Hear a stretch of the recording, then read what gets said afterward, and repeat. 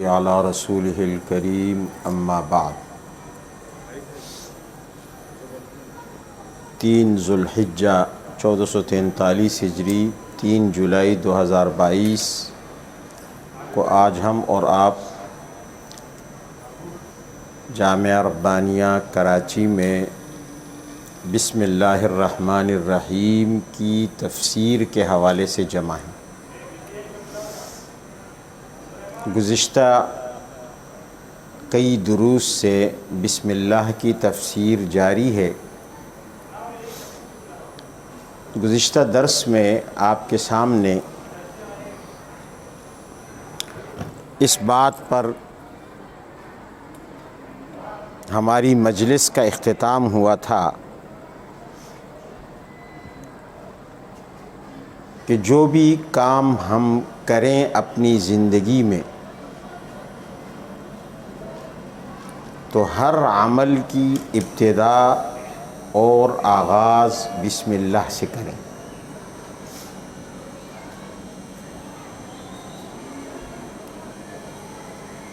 کوئی کھانا کھانا چاہتا ہے تو بسم اللہ سے آغاز کریں۔ امتحان کا پرچہ دے رہا ہے تو بسم اللہ سے آغاز کریں۔ نکاح کر رہا ہے تو بسم اللہ سے آغاز کریں۔ سو رہا ہے تو اللہ کے نام سے آغاز کریں۔ جاگ رہا ہے تو اللہ کے نام سے آغاز کریں۔ الغرض ہر عمل کی ابتدا اور ہر عمل کی شروعات بسم اللہ سے ہو تو اس عمل کے عوض اللہ تعالیٰ 2 طرح کی عطائیں نصیب کرتا ہے۔ ایک دنیا کی کہ وہ کام ہو جاتا ہے، اور ایک آخرت کی کہ ہماری دنیا کا وہ کام آخرت کا عمل بن جاتا ہے، اور ہمیں اپنے دنیوی کام پر آخرت میں اجر مل جاتا ہے۔ اگر ہم بسم اللہ کے بغیر وہ کام کریں تو ہو سکتا ہے کہ وہ کام ہو جائے، لیکن یہ صرف دنیاوی نصیب تھا جو ہمیں مل گیا کہ وہ کام ہو گیا ہمارا اس دنیا کا، لیکن اس کے عوض ہمیں آخرت میں کچھ نہیں ملے گا۔ اس لیے ہر عمل سے پہلے آغاز میں بسم اللہ الرحمن الرحیم کا یہ عظیم الشان کلمہ پڑھنا چاہیے۔ اور جب ہم ہر عمل سے پہلے، چاہے وہ کام فرض ہو، واجب ہو، عبادت ہو، عادت ہو، مستحب ہو، مباح ہو، جب ہم بسم اللہ سے اس کا آغاز کریں گے تو ہماری عادت پڑ جائے گی ہر کام کے آغاز کی بسم اللہ سے۔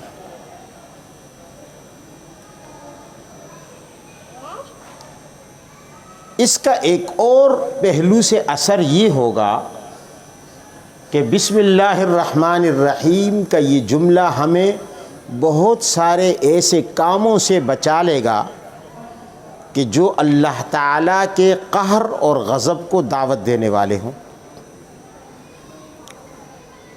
یعنی وہ کام گناہ کے کام ہوں۔ ہر عمل سے پہلے بسم اللہ کا پڑھنا ہماری عادت بن گئی، وہ دنیاوی کام ہے، وہ دینی کام ہے، وہ فرض ہے، وہ مباح ہے۔ تو جب ہم اس کی عادت پڑھتے پڑھتے کوئی ایسا کام جو شریعت الہیہ میں ممنوع ہو، ناجائز ہو، حرام ہو، وہ کریں گے تو لازماً اپنی عادت کے تحت ہم سوچیں گے کہ یار ہماری عادت تو بسم اللہ کی ہے، تو کیا اس گناہ کے کام سے پہلے بسم اللہ پڑھنی چاہیے؟ تو ہم اس بات سے حیا محسوس کریں گے کہ یہ کام تو اللہ کے غضب کو دعوت دینے والا ہے، اور ہم اللہ کے غضب کو دعوت دینے والے کام کی ابتدا اور اس کا آغاز بسم اللہ سے کریں، یہ کیسے ہو سکتا ہے؟ مثال کے طور پر ایک شخص اپنی عادت کے تحت ہر کام کا آغاز بسم اللہ سے کرتا ہے، یہ اس کی عادت بن گئی، اور اس کا ارادہ ہوا شراب پینے کا، تو شراب پینا بھی ایک کام ہے، ایک عمل ہے، ایک فعل ہے۔ اب وہ شرمائے گا، حیا کرے گا کہ شراب پینا یہ اللہ تعالیٰ کے غضب کو دعوت دینے والا عمل ہے، اور اللہ کے غضب کو دعوت دینے والا عمل میں کیسے اس کا آغاز بسم اللہ سے کروں؟ تو یقیناً وہ اس عمل سے باز آ جائے گا، یہ سوچے گا کہ بسم اللہ تو سراسر رحمت ہے، اور یہ کام سراسر غضب ہے، مجھے بھی غضب ہے، لہٰذا اس کام کا آغاز بسم اللہ سے نہیں ہو سکتا۔ اگر وہی شخص یا کوئی اور شخص اسی طرح اگر چوری کا ارادہ کرتا ہے، تو چوری اور سرقہ یہ اللہ تعالیٰ کے غضب کو دعوت دینے والا عمل ہے۔ وہ خیانت کا ارتکاب کرتا ہے، تو خیانت اللہ کے غضب کو دعوت دینے والا عمل ہے، اور اپنی عادت کے تحت وہ بسم اللہ کہنا اس کی عادت ہے، اور جیسے ہی بسم اللہ وہ کہے گا تو فوراً باز آ جائے گا کہ میں کون سا کام کرنے لگا ہوں کہ جس کا آغاز میں نے بسم اللہ سے کرنا ہے۔ بسم اللہ تو رحمت پر مشتمل جملہ ہے، اللہ کی رحمت کو دعوت دینے والا ہے، اور میرا یہ عمل جسے میں کرنے لگا ہوں، چوری ہے، خیانت ہے، زنا ہے، شراب ہے، کوئی بھی گناہ ہے، یہ تو اللہ تعالیٰ کے غضب کو دعوت دینے والا ہے۔ تو انسان اس حیا کی وجہ سے اس گناہ سے رک جائے گا، اس تصور کی وجہ سے، اس عادت کی وجہ سے۔ اسی لیے تو ہم سے کہا جا رہا ہے کہ ہر عمل کا آغاز بسم اللہ سے کرو، تاکہ تمہاری عادت پڑ جائے کہ کوئی کام تم سے بغیر بسم اللہ کے نہ ہو سکے، اور جب کوئی عمل، کوئی کام تم بسم اللہ کے بغیر نہیں کر سکو گے اپنی عادت کی وجہ سے، تو پھر آٹومیٹک گناہوں سے تم اجتناب کرو گے۔ یعنی بسم اللہ نے گناہوں کے آگے بند باندھ لیا، روک لگا دی، سپیڈ بریکر لگا دیا، اور انسان کو سوچنے پر مجبور کر دیا کہ میں کیوں ایسا کام کروں جو اللہ تعالیٰ کے غضب کو دعوت دے رہا ہو، اور بسم اللہ کے بغیر تو میری عادت نہیں۔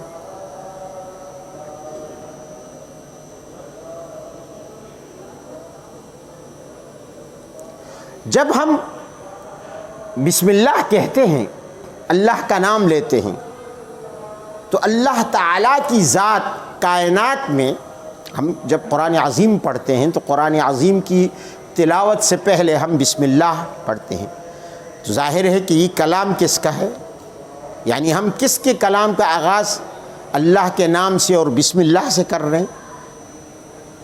وہ اس ذات کا کلام ہے کہ جو اس پوری کائنات میں، عالم ارض و سما میں واحد ایسی ہستی ہے کہ جو معبود ہے، جس کی عبادت اور بندگی کی جاتی ہے، عالم بالا آسمانوں میں بھی اور زمین میں بھی۔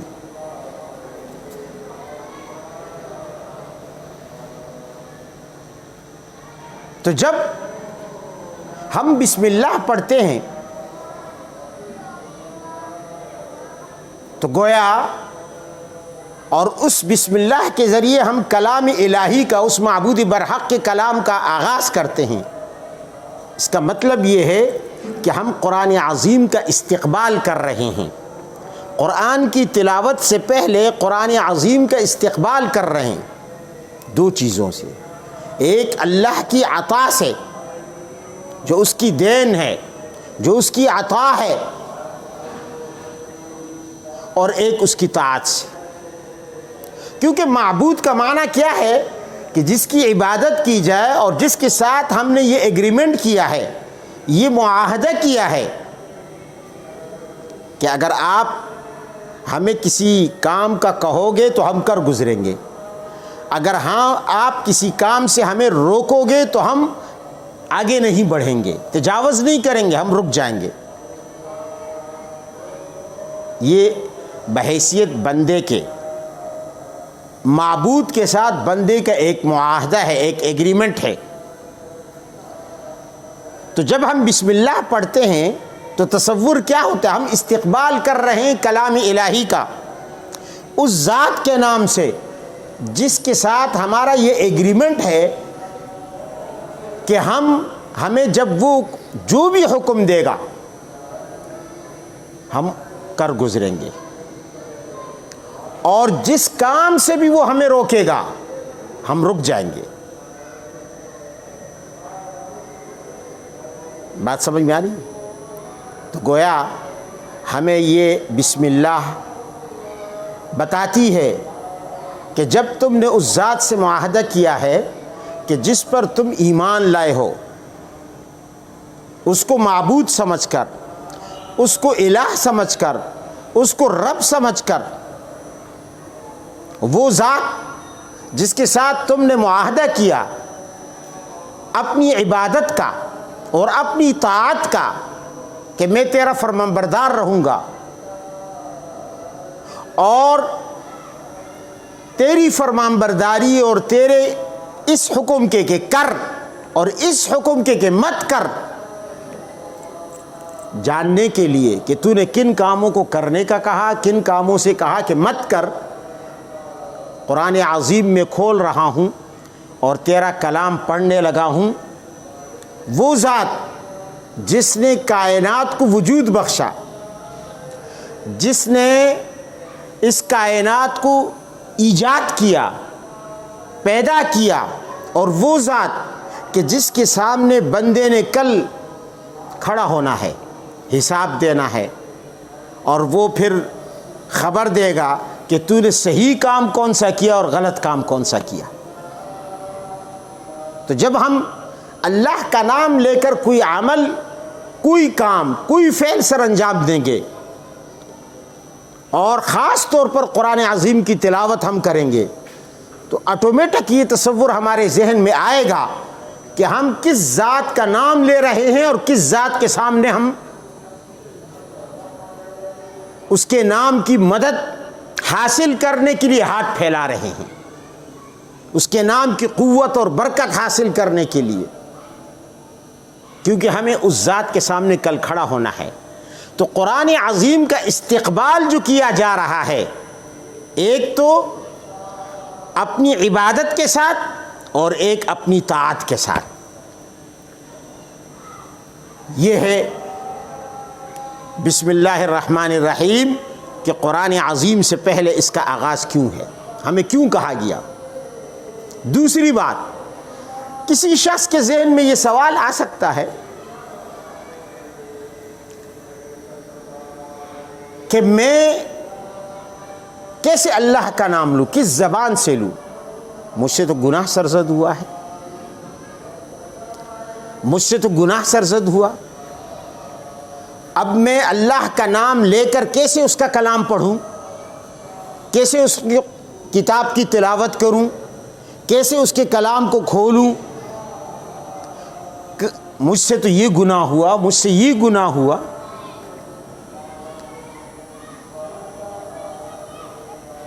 اور گناہ کی وجہ سے میں اب اس قابل نہیں رہا کہ میں بسم اللہ کہہ کر اس کا کلام پڑھوں، اس کے کلام سے آگہی حاصل کروں، اس کے کلام سے واقف ہو جاؤں، باخبر ہو جاؤں، اس لیے کہ میں نے گناہ کیا ہے۔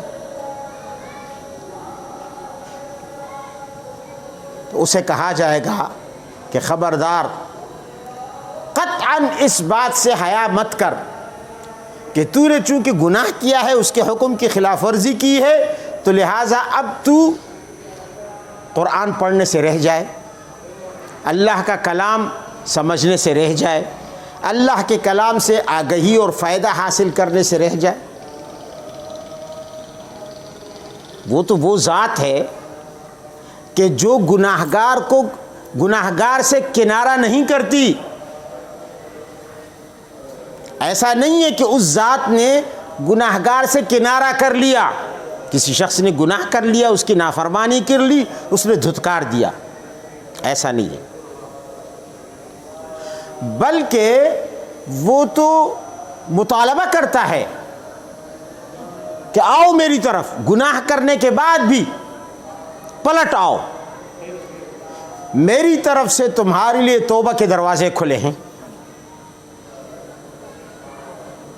میری طرف سے تمہارے لیے معافی کا اعلان ہے، میری طرف سے تمہارے لیے بخشش کا اعلان ہے. واپس آؤ، پلٹ آؤ، میرے کلام کی طرف آ جاؤ، میرے نام کی طرف آ جاؤ. بجائے اس کے کہ تم دور بھاگو، میں نے تمہیں نہیں چھوڑا باوجود تمہارے قصور کے، تو تم کیوں میرے کلام کو چھوڑ رہے ہو؟ میں نے نہیں چھوڑا تمہیں، تمہاری گناہ کی وجہ سے. اگر ایک شخص کہتا ہے کہ جناب کل ہی تو میں نے گناہ کیا ہے، آج میں کس منہ سے اس کے کلام کو پڑھنا شروع کر دوں؟ ہم کہیں گے کہ جناب تو ایک گناہ کی بات کر رہا ہے، تیری زندگی بھر کے سارے گناہ جمع ہو جائیں، سارے گناہ، پھر بھی وہ ذات ایسی ذات ہے کہ جو تجھے اپنے در سے نہیں دھتکارے گا. پھر بھی اس کی طرف سے مطالبہ ہوگا کہ پلٹ آ میرے کلام کی طرف، پلٹ آ میرے دربار کی طرف، پلٹ آ میرے نام کی طرف. تجھے میری طرف سے اجازت ہے کہ تو میرا نام لے کر میرا کلام پڑھنا شروع کر دے. میں تجھے اس اعزاز سے محروم نہیں کرتا، باوجود تیرے مجرم ہونے کے، باوجود تیرے گناہگار ہونے کے، میں اس اعزاز سے تجھے محروم نہیں کرتا.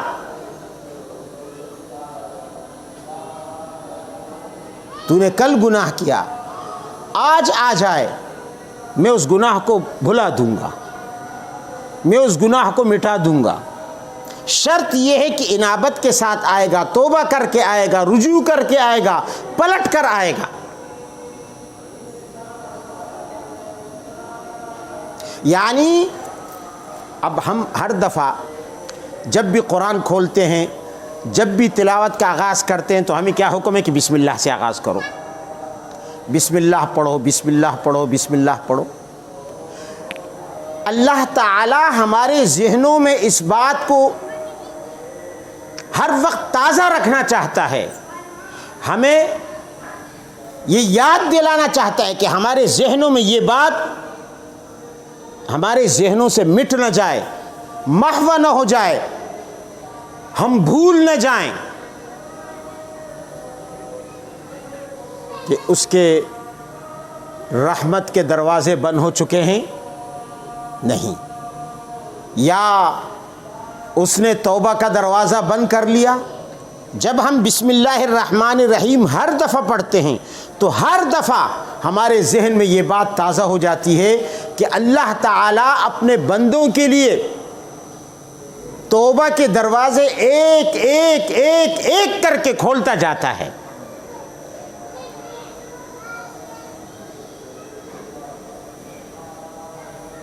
اس لیے کہ اس کی حکومت، اس کی بادشاہت یہ دینے والی ہے، لینے والی نہیں ہے. وہ دینے کے لیے بیتاب ہے، دنیا کے حکمرانوں اور حکومتوں کی طرح نہیں جو الٹا قوم سے وصول کریں، جو لوگوں کی جیبیں خالی کریں، جن کی نظریں لوگوں کی جیبوں پر ہوں. جس طرح ہمارے حکمران ٹیکس پہ ٹیکس لگا رہے ہیں، ٹیکس پہ ٹیکس لگا رہے ہیں. آپ سوئی گیس کا بل اٹھائے، 20 قسم کے ٹیکس. آپ بجلی کا بل اٹھائے، 20 قسم کے ٹیکس. آپ کسی دکان میں خریداری کے لیے جائیں اور رسید بنوائیں، چیزوں کی قیمت الگ اور بے حساب ٹیکس، ان کی فہرست الگ۔ آپ کوئی بھی چیز، یعنی کوئی بھی چیز، معمولی سی معمولی چیز اور بڑی سی بڑی چیز لیں، بے شمار قسم کے ٹیکس لگے ہوں گے۔ آپ سڑک پہ جا نہیں سکتے جب تک کہ آپ ٹیکس ادا نہ کریں، آپ گاڑی نہیں چلا سکتے جب تک کہ آپ ٹیکس ادا نہ کریں، طرح طرح کے ٹیکس۔ یہ کیا ہے؟ یہ حکمرانوں کی اپنی رعایا کی دولت پہ نظر ہے، وہ نظریں ہیں لالچ کی، حرص اور ہوس کی، کہ بس کسی طرح ہم ان کو نچوڑ لیں، ان کی کمائی کھا لیں۔ آپ بجلی کا بل اٹھائیں، عجیب عجیب اس میں یہ جناب یہ جرنل سیلز ٹیکس ہے، جی ایس ٹی ہے، یہ ایکسٹرا جی ایس ٹی ہے، یہ فردر جی ایس ٹی ہے، یعنی ایک ٹیکس 3 طرح سے وصول کیا جاتا ہے، نام بدل بدل کر۔ یہ ٹی وی ٹیکس ہے، آپ ٹی وی نہ لگائیں، آپ ٹی وی نہ خریدیں، ٹی وی نہ چلائیں، لیکن آپ سے ٹیکس وصول ہوتا ہے۔ یہ انسانوں کی حکومت ہے جو لوگوں کی جیبوں پر نظر رکھتی ہے اور ان کے خون پسینے کی کمائی کو ہڑپ کرنے کے چکر میں ہے۔ حل من مزید، حل من مزید، حل من مزید۔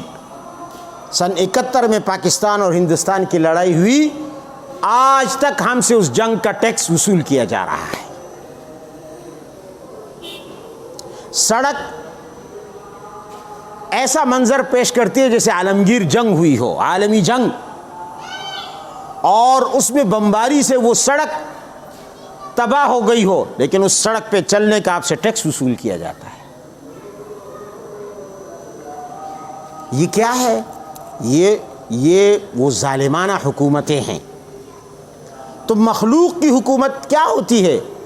وہ لوگوں کی جیبوں پر نظر رکھتی ہے۔ اور خالق کی حکومت کیا ہوتی ہے؟ خالق کی حکومت لوگوں سے ٹیکس وصول نہیں کرتی۔ اللہ تعالیٰ نے اپنے خزانے بھرنے کے لیے 1 روپے بھی آج تک اپنی مخلوق سے نہیں لیا۔ آدم علیہ السلام سے لے کر آج تک 1 روپیہ، 1 پائی بھی اللہ نے اپنے عرش پر موجود خزانوں کو بھرنے کے لیے مخلوق سے نہیں لیا، بلکہ ہمیشہ دیا ہے اور دیتا چلا آ رہا ہے۔ تو یہ اللہ کی عطا ہے۔ تو بسم اللہ الرحمن الرحیم ہمیں یاد دلاتی ہے، ہمارے ذہنوں میں اس درس کو تازہ رکھتی ہے کہ دیکھو جب بھی ہم بسم اللہ پڑھتے ہیں تو اللہ تعالیٰ کی رحمانیت، اللہ تعالیٰ کی رحیمیت کا تصور ہمارے ذہنوں میں تازہ ہو جاتا ہے کہ وہ دینے والی ذات ہے۔ جب تک وہ رحمان و رحیم رہے گا، جب ہم بسم اللہ پڑھتے ہیں نا، تو اس کا معنی یہ ہے کہ جب ہمیں ہر وقت یہ سبق دہرایا جاتا ہے، ہم سے پڑھوایا جاتا ہے، ہم سے بلوایا جاتا ہے کہ پڑھو ہر تلاوت سے پہلے، ہر عمل سے پہلے، تاکہ تمہیں یہ معلوم ہو اور یہ سبق تمہارے ذہنوں میں تازہ رہے، یاد رہے، بھولنا نہیں کہ جب تک وہ ذات رحمان اور رحیم رہے گی تب تک اس کے رحمت کے دروازے ہمیشہ کھلے رہیں گے، تب تک اس کے توبہ کے دروازے ایک ایک کر کے کھلتے رہیں گے۔ یہ ہے بسم اللہ الرحمن الرحیم، ہم سے جو بار بار پڑھوائی جاتی ہے ہر تلاوت سے پہلے، ہر عمل سے پہلے۔ اور اگر آپ غور کریں اس میں جو 2 صفات ہیں اللہ تعالیٰ کی، رحمان اور رحیم، جو رحم سے مشتق ہیں۔ رحم کسے کہتے ہیں؟ ماں کے پیٹ میں بچہ ہوتا ہے نا، جس جگہ بچہ ہوتا ہے اسے رحم کہا جاتا ہے، رحم، اسے رحم کہا جاتا ہے، کوکھ، بچہ دانی، جس میں جس میں بچہ پیدا ہوتا ہے، انسان پیدا ہوتا ہے۔ اس وقت انسان کی مثال اس کوکھ میں کس طرح ہوتی ہے؟ جیسے ایک چٹان میں، ایک پتھر میں جو ہر طرف سے ٹھوس پتھر ہو۔ بعض پتھر ایسے ہوتے ہیں جو ہر طرف سے ٹھوس ہے، بند ہے، کہیں سوراخ نہیں، کہیں دراڑ نہیں، کہیں اس میں راستہ نہیں، لیکن جب آپ اس پتھر کو توڑیں گے تو بہت سارے ایسے پتھر آپ کو ملیں گے کہ ان پتھروں کے بیچ میں ایک کیڑا ہوتا ہے جس کے منہ میں پتا ہوتا ہے،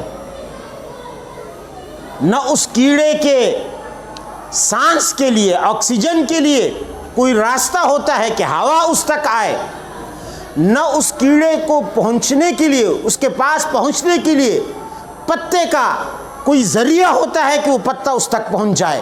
اس بند چٹان میں، اس بند پتھر میں، اس ٹھوس چٹان میں، اس کے اندر بیچوں بیچ اس کیڑے کو زندہ رکھ کر، اس کے لیے آکسیجن کا انتظام کر کے، اس کے لیے خوراک اور غذا اور پتے کا انتظام کر کے رب تعالیٰ بتاتا ہے انسان کو کہ اے انسان دیکھ میری قدرت کو، ایک وقت تجھ پر بھی ایسا ہی گزرا ہے جب ہر طرف سے راستے بند تھے، کہیں سے رزق نہیں آ سکتا تھا، کہیں سے رزق اور کہیں سے آکسیجن نہیں آ سکتی تھی، تیرا منہ بھی بند تھا جو رزق کا راستہ تھا، تیری آنکھیں بھی بند تھی جو رزق کو دیکھ سکتی، تلاش کر سکتی، تیرے ہاتھ بھی ایسے تھے جو بندھے ہوئے تھے کہ کہیں سے رزق کو پکڑ کے اپنے منہ تک لے جاتے، تیرے پیر بھی بندھے ہوئے تھے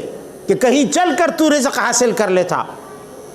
ایسے وقت میں اللہ تعالیٰ نے ایسے اندھیروں میں، فی ظلمات ثلاث قرآن عظیم میں ہے، ٹرپل اندھیروں میں، اندھیرا اندھیرا اندھیرا، تین اندھیروں کے اندر تجھے رکھ کر تیرے لیے آکسیجن کا بھی انتظام کیا، تیرے لیے رزق کا بھی انتظام کیا، تیری نشو و نما کا بھی انتظام کیا، تیری بڑھوتری کا بھی انتظام کیا، تیری صحت کا بھی انتظام کیا، اور تیری ہر ضرورت کا انتظام کیا وہاں۔ جس طرح وہ کیڑا جو تو اپنی آنکھوں سے دیکھ رہا ہے کہ چٹان کے اندر ہے، اور اس کے لیے جس طرح اللہ تعالیٰ اس کے جسم میں پوری مشینری پیدا کر کے اس کی جسمانی ضروریات کا خیال رکھتے ہوئے اور پھر اس کے منہ میں پتہ رکھ کر اللہ تعالیٰ نے اس کے لیے غیب سے رزق کا انتظام کیا، اے انسان تیرے لیے بھی ایسی ہی جگہ میں تیرے لیے تیری ضروریات کا اہتمام کیا۔ اور پھر یہی نہیں، پھر اس کے ساتھ ساتھ جس پیٹ کے اندر تو ہے وہ ماں کا پیٹ ہے، تو ماں کی پوری توجہ، ماں کی پوری شفقت، ماں کا پورا ترحم، ماں کے سارے جذبات سارے کے سارے تجھ پر مرکوز کر دیے، سارے کے سارے۔ اب ماں چلتی بھی ہے تو احتیاط سے کہ میرے وجود میں پلنے والا، میرے پیٹ میں پلنے والا وجود کہیں اسے کوئی چوٹ نہ لگ جائے۔ وہ سوتی ہے تو آدھی سوتی ہے اور آدھی بیدار رہتی ہے تاکہ اس کا بچہ اس کے زور سے، اس کے وزن سے کہیں دب نہ جائے۔ وہ اگر بیٹھی بھی ہے، کام بھی کر رہی ہے تو بڑی احتیاط سے 9 مہینے تک وہ تیری چوکیداری کرتی ہے۔ شفقت، محبت، ترحم، انعطاف، لطف، تلطف، مہربانی کی وہ کون سی صورت ہے اور شفقت کا وہ کون سا جذبہ ہے جو اس حالت میں کہ تو اندھیروں میں ہے، تو نظر بھی نہیں آ رہا اسے، پھر بھی وہ تجھے ہر چیز سے بچا کر رکھتی ہے اور تجھ پر اپنی تمام شفقتیں نچھاور کر دیتی ہے۔ پھر جب تو آتا ہے باہر روشنیوں کے دنیا میں تو کس طرح وہ تجھے پالتی ہے، اپنی گود میں پناہ دیتی ہے، تو شرارت کرتا ہے بھاگ جاتا ہے، نافرمانی کرتا ہے بھاگ جاتا ہے، وہ پھر تجھے بلاتی ہے، پھر تجھے سینے سے چمٹا لیتی ہے، اور پھر تجھے اپنے گلے سے لگا لیتی ہے، پھر تجھے اپنے آغوش میں لے لیتی ہے، اور پھر خوش بھی ہوتی ہے، حالانکہ تو نے اسے ستایا ہے، تو نے اس کی نیند خراب کی، تو نے اس کا آرام خراب کیا، تو نے اسے ستایا، تو نے اسے تڑپایا، پھر بھی وہ چاہتی ہے کہ یہ میرا بچہ واپس میری طرف آ جائے، تو اس سے دور بھاگا، وہ پھر بھی تیرے انتظار میں باہیں پھیلائی بیٹھی ہے کہ کسی طرح واپس آ جائے۔ بالکل اپنے رب کو اسی طرح سمجھ، تیرا رب تو شرارت کرتا ہے، نافرمانی کرتا ہے، بھاگتا ہے، تو تیرا رب تجھے کہتا ہے کہ بار بار بسم اللہ الرحمن الرحیم، اے مجھ سے بھاگنے والے بندے، ذرا میری شفقت کو یاد کر، میری رأفت کو یاد کر، میری رحمت کو یاد کر، میری مہربانی کو یاد کر، تو مجھ سے کہاں بھاگا جا رہا ہے؟ میں تو انتظار میں ہوں کہ پلٹ آ، واپس آ جا۔ اور میں نے اپنی مخلوق میں تیری ماں کو اپنی نظیر رکھا، اپنی مثال بنایا۔ دیکھ کس طرح تیری ماں تیری شرارتوں کے باوجود تیرے انتظار میں رہتی ہے، اور جب تو پلٹ کر آتا ہے تو کس طرح وہ خوش ہوتی ہے۔ اسی طرح میں بھی تیری بغاوتوں، تیری سرکشیوں، تیرے گناہوں کے باوجود تیرے انتظار میں رہتا ہوں۔ تو خالق کائنات نے بسم اللہ الرحمن الرحیم کا سبق اسی لیے ہمیں بار بار دہرانے کو کہا کہ ہمارے ذہن میں یہ نظریہ تازہ رہے، یہ سوچ تازہ رہے کہ ہم کتنے بھی گناہ گار ہوں اور گناہ کر لیں، ہمیں پلٹ کر وہ ذات اپنی طرف بلا رہی ہے، وہ ہمارے انتظار میں ہے، جو رحمان ہے، رحیم ہے۔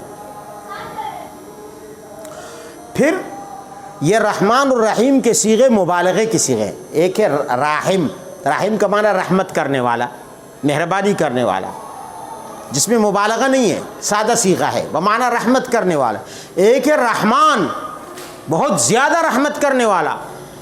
ایک ہے رحیم، بہت زیادہ رحمت کرنے والا۔ یہ دونوں مبالغے کی صیغے ہیں، لیکن یاد رکھو دونوں میں فرق کیا ہے۔ رحمان ہے اس اعتبار سے کہ وہ رحمت کرتا ہے، یہ نہیں دیکھتا کہ سامنے والا کون ہے۔ میرا فرمانبردار ہے، میرا وفادار ہے، میرا تابعدار ہے، یا میرا نافرمان ہے، یا میرا دشمن ہے۔ کیونکہ انسان تین قسم کے ہیں: فرمانبردار، نافرمان، دشمن۔ فرمانبردار، تابعدار، نیک لوگ، صلحاء، انبیاء، نافرمان، گناہگار مسلمان، گناہوں میں لت پت ڈوبے ہوئے۔ نمبر 3 دشمن، یعنی کفار، کافر۔ اچھا، کیا وہ کافروں کو نہیں کھلاتا؟ وہ گناہگاروں کو نہیں کھلاتا؟ وہ فرمانبرداروں کو نہیں کھلاتا؟ وہ رحم کرتا ہے، رحمان ہے کہ وہ کھلا رہا ہے، وہ پلا رہا ہے، وہ دے رہا ہے، وہ رازق ہے، وہ معطی ہے، دے رہا ہے۔ نہیں دیکھتا کہ سامنے والا میرا وفادار ہے، چلو میں اس کو دوں، میں نافرمان کو کیوں دوں، میں دشمن کو کیوں دوں؟ نہیں، اگر نافرمان بھی آ گیا اسے بھی دے دیتا ہے، اگر دشمن آیا اسے بھی دے دیتا ہے۔ دنیا کے بلکہ دشمنوں کو زیادہ دے رہا ہے۔ اگر آپ دیکھیں کیا کیا طاقتیں دے دی، کیا کیا ٹیکنالوجیاں دے دی، کیا کیا نعمتیں دے دی، کیسے کیسے علاقے دے دیے جن میں ہر طرح کی معدنیات، سبزہ، سرسبز، خوبصورت علاقے، آبشار، دریا، سمندر، نہریں، تالاب، زراعت، پھل، پیداوار، فصلیں، باغ، اور پتہ نہیں کیا کیا۔ وہ نہیں دیکھتا کہ یہ میرا ماننے والا ہے، مجھے مانتا ہے، میری مانتا ہے، یا میرا نافرمان ہے، یا میرا دشمن ہے، مجھ سے محاذ آرائی کرتا ہے، مجھ سے لڑ رہا ہے، سب کو کھلا رہا ہے۔ رحمان ہے تو عمومی عطا ہے، اس کی عطا عام ہو گئی، اس لحاظ سے مبالغہ ہے۔ لیکن رحیم، رحیم کا مطلب رحیم سکڑ گئی، رحیم کی رحمت سکڑ گئی، سکڑ گئی، سکڑ گئی۔ کس کو نکال دیا؟ دشمن کو نکال دیا۔ دشمن کو نکال دیا اور کسی حد تک گناہگاروں کو بھی وقتی طور پر دور کر دیا۔ اب رحیم کی رحمت صرف خاص بندوں کے لیے، جو اس کے وفادار ہوں، جو اس کے تابعدار ہوں، جو اس کی ماننے والے ہوں۔ تو مرحوم یہ صرف مرحوم ہیں، اور وہ دشمن جو تھے وہ دنیا میں تو مرحوم تھے لیکن آخرت میں مرجوم ہو گئے۔ دنیا میں کیا تھے؟ مرحوم، کہ ان پر رحمت تھی۔ اللہ فرعون کو بھی کھلا رہا ہے، ابو جہل کو بھی کھلا رہا تھا، فرعون کو بھی کھلا رہا تھا، بش کو بھی کھلا رہا ہے، اوباما کو بھی کھلا رہا ہے، پیوٹن کو بھی کھلا رہا ہے، کھلا رہا ہے نہیں کھلا رہا، نریندر مودی کو بھی کھلا رہا ہے۔ یہ اس وقت دنیا میں سب مرحوم ہے، جتنے ہیں سب مرحوم ہیں، سب کو رحمتیں مل رہی ہیں صفت رحمان کے نیچے۔ اور آخرت میں یہ سب مرجوم ہوں گے، ان کو نہیں کھلائے گا۔ کھلائے گا تو انبیاء کو کھلائے گا، دے گا تو صلحاء کو دے گا، دے گا تو نیک لوگوں کو دے گا، موحدین کو دے گا، اہل توحید کو دے گا، مشرکوں کو، ہندوؤں کو، سکھوں کو، یہودیوں کو، عیسائیوں کو محروم رکھے گا۔ اب سوال ایک پیدا ہوا، سوال یہ پیدا ہوا کہ پھر مبالغہ کہاں ہے؟ آپ نے تو کہا تھا کہ رحمان بھی مبالغے کا صیغہ ہے، بہت زیادہ رحم کرنے والا، اور رحیم بھی مبالغے کا صیغہ ہے، بہت زیادہ رحم کرنے والا۔ تو رحیم کے نیچے تو رحمت سکڑ گئی، رحیم کی رحمت سکڑ گئی، رحمان کی رحمت فراخ ہو گئی، تو رحیم میں مبالغہ کہاں سے آیا؟ تو فرق ہے۔ اس کو آپ یہ سمجھے، میں آپ کو بتا دوں ایک مثال سے، قرآن عظیم سے مثال دیتا ہوں۔ قرآن میں ایک جگہ فرمایا ان اللہ لا یظلم مثقال ذرہ، اللہ ایک ذرے کے برابر، ذرہ سمجھتے ہیں آپ؟ ریت اٹھائیں، ریت میں چھوٹا سا ٹکڑا ریت کا جو سب سے چھوٹا ہو وہ لے، اس کو ذرہ کہتے ہیں۔ یا اور ایک اور مثال، اگر آپ کمرے میں ہوں اور کھڑکی تھوڑی سی کھلی ہو، اس کھڑکی سے دھوپ آ رہی ہو، آپ نے دھوپ میں دیکھا ہوگا چھوٹی چھوٹی چیزیں ہوتی ہیں، چھوٹی چھوٹی، ان کو ذرات کہتے ہیں۔ اتنا ذرہ بھر بھی اللہ تعالی ظلم نہیں کرتا۔ ایک آیت میں یہ فرمایا، دوسری آیت میں کیا فرمایا؟ وَمَا رَبُّكَ بِظَلَّامٍ لِّلْعَبِيدِ، وہاں فرمایا اللہ تعالیٰ بہت زیادہ ظلم کرنے والا نہیں ہے، بہت زیادہ ظلم کرنے والا نہیں ہے۔ سوال پیدا ہوا، اس کا مطلب تو یہ ہے کہ تھوڑا بہت ظلم کرنے والا ہے؟ ظلام مبالغے کا صیغہ ہے، یعنی زیادہ ظلم کرنے والا نہیں تو تھوڑا بہت تو کرنے والا ہے۔ کوئی شخص یہ مطلب نکال سکتا ہے کہ جی اللہ تھوڑا تھوڑا ظلم کرتا ہے لیکن زیادہ ظلم نہیں کرتا؟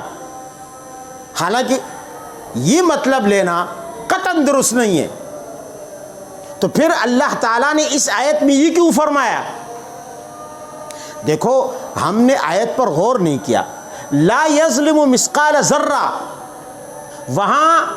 وہاں عبید کی قید نہیں ہے، اور یہاں ظلام کے ساتھ عبید کی قید ہے۔ اللہ ذرے برابر ظلم نہیں کرتا ایک بندے پر، وہاں ایک بندہ مراد ہے، اور یہاں فرمایا اللہ تعالیٰ تمام بندوں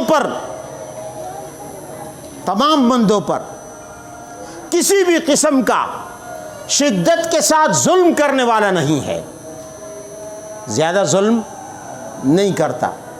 جو فرمایا ظلم نہیں کرتا ذرے کے برابر، اس کا تعلق ایک بندے سے ہے کہ ایک بندے پر ذرہ بھر ظلم نہیں کرتا۔ اور جب عبید ذکر کیا تو ظلام ذکر کیا، کیونکہ عبید مانا بندے، پوری دنیا کی مخلوق اللہ کے بندے ہیں یا نہیں ہیں؟ تمام انسان اللہ کے بندے ہیں۔ اچھا اب دیکھیں، ایک بندے پر اللہ ذرہ جتنا ظلم نہیں کرتا، تو ایک بندے پر ذرہ ظلم، دوسرے بندے پر ذرہ ظلم، تیسرے بندے پر ذرہ ظلم۔ اس وقت پوری دنیا کی آبادی ہے 6 ارب۔ کتنے؟ 6 ارب انسان ہے اس وقت موجودہ وقت میں۔ پرانی زمانوں کی باتیں نہیں کر رہا یا آنے والی نسلوں کی بات نہیں کر رہا، اس وقت 6 ارب انسان ہیں اندازاً، کم و بیش۔ تو 6 ارب انسان بھی ہوں تو یہ ذرے کتنے ہو گئے؟ 6 ارب ذرے کتنے ہو گئے؟ 6 ارب ذرے، اور 6 ارب کا مطلب کیا ہے؟ یعنی 600 کروڑ ذرے، 1 ارب 100 کروڑ ہے، تو 600 کروڑ ذرے اگر جمع کر لیے جائیں تو یہ ایک ذرہ ظلم تو نہ ہوا نا، یہ تو بڑے بڑے پہاڑ بن گئے اس ظلم سے۔ اگر تمام انسانوں پر ایک ایک ذرہ ظلم کر دیا جائے اور ان تمام ذروں کو جمع کر دیا جائے، اس سے تو کیٹو پہاڑ اور کئی ہمالیہ پہاڑ بن جائیں گے۔ تو یہاں جو اللہ نے تمام انسانوں کا ذکر کیا تو مجموعی طور پر ایک ایک ذرے کے ظلم کو جمع کر کے اللہ نے فرمایا وما ربک بظلام للعبید، تیرا بندہ، تیرا رب اپنے بندوں پر زیادہ ظلم کرنے والا نہیں ہے۔ اور جب ایک بندے کی بات آئی تو فرمایا ان اللہ لا یظلم مثقال ذرہ، اللہ ایک بندے پر ذرہ جتنا ظلم کرنے والا نہیں ہے۔ تو وہاں ظلم کی کثرت باعتبار انسانوں کے ہے، انسانوں کے سروں کے، اور یہاں ظلم کی قلت باعتبار ایک انسان کے ہے۔ تو اسی طرح رحمان و رحیم ہے۔ دنیا میں اللہ تعالی رحمان ہے، اس کی رحمت وسیع ہے، دوست، دشمن، فرمانبردار، وفادار، نافرمان، سرکش، دشمن، سب کو شامل ہے۔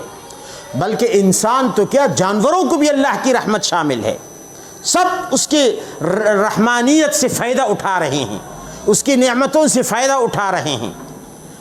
قیامت میں اللہ تعالیٰ کی رحمت اس لحاظ سے کہ مرحومین کی تعداد کم ہو جائے گی۔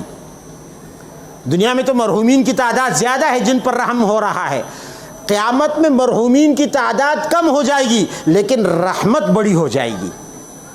جن پر اللہ رحمت کرے گا ان کی تعداد کم ہوگی مگر وہ رحمت دنیا کی رحمت سے بڑی ہوگی۔ جن پر اللہ تعالیٰ آخرت میں رحمت کرے گا تعداد ان کی کم ہوگی مگر وہ رحمت دنیا کی رحمت سے زیادہ ہوگی، بڑی ہوگی، زیادہ ہوگی۔ تیسری صفت دائمی ہوگی، یعنی اس صفت میں اس رحمت میں مبالغہ کیسے آیا؟ 3 طرح سے۔ ایک وہ دائمی ہوگی، کبھی ختم نہیں ہوگی، ایک وہ بڑی ہوگی۔ یہاں اگر اللہ تعالیٰ نے اتنا سا پھل دیا ہے تو وہاں بہت بڑا پھل ہوگا جو انسانوں کو ملے گا۔ یہاں اللہ تعالیٰ نے تھوڑی سی نعمت دی ہے، وہاں بہت زیادہ نعمت ملے گی جس کی کوئی حد نہیں ہوگی، تو وہاں کی رحمت بڑھ جائے گی۔ یہاں جن پر رحمت ہو رہی ہے ان کی تعداد زیادہ ہے، وہاں رحمتوں کی تعداد زیادہ ہے۔ تو رحمان ہے اللہ تعالیٰ پوری مخلوق پر اور اس کی رحمت وسیع ہے، اور مرحومین کی تعداد زیادہ ہے۔ اور قیامت میں اللہ تعالیٰ رحیم ہے لیکن اس کی رحمتیں بڑی وسیع ہیں، اس کی رحمتیں بڑی تعداد میں بہت زیادہ ہیں اور کبھی نہ ختم ہونے والی ہیں۔ اس لیے دونوں میں مبالغہ آ گیا، بسم اللہ الرحمن الرحیم۔ تو ہم سے جو کہا جاتا ہے نا کہ تم اللہ کا نام اپنے عمل سے پہلے لو، تو یہ تمام ذہن میں یہ تمام باتیں اللہ تعالیٰ تازہ کروانا چاہتا ہے کہ ہر قرات سے پہلے، ہر عمل سے پہلے تم اللہ کا نام اور اس کی رحمانیت اور اس کی رحیمیت کا تذکرہ کیا کرو تاکہ تمہارے دل سے مایوسی چھٹ جائے۔ انہ لا ییأس من روح اللہ الا القوم الکافرون، کہ اللہ کی رحمت سے مایوس صرف اور صرف کافر ہی ہوا کرتے ہیں۔ مومن کے اندر ذرہ بھر مایوسی نہ آئے تو جب بھی وہ بسم اللہ الرحمن الرحیم کا سبق پڑھتا رہے گا اس کے دل میں امید کے چراغ روشن ہوں گے، اس کے دل کو تسلی ملتی رہے گی، اس کا حوصلہ بڑھتا رہے گا اور وہ دنیا کا کام بھی کرے گا تو اس میں بھی اپنے لیے آخرت کا حصہ سمجھے گا۔ اس لیے اللہ تعالیٰ نے ہمیں فرمایا کہ ہر عمل سے پہلے بسم اللہ الرحمن الرحیم پڑھا کرو، ہر تلاوت سے پہلے بسم اللہ الرحمن الرحیم پڑھا کرو۔ انشاءاللہ مزید گفتگو اگلے درس میں ہوگی۔ وآخر دعوانا ان الحمد للہ رب العالمین۔